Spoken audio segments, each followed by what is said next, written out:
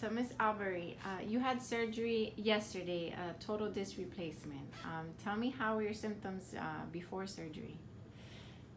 Okay, before surgery, I was feeling quite a bit of numbness in the lower arms, the shoulders, from the neck area, across the shoulders, down my arm into my fingers.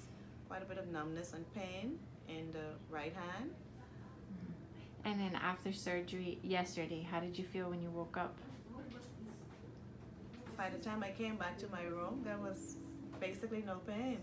I still had a bit of numbness in my left hand, but the pain was like gone.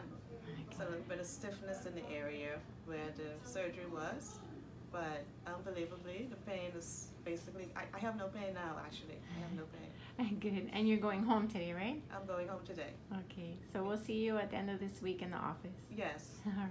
Thank you. Thank you.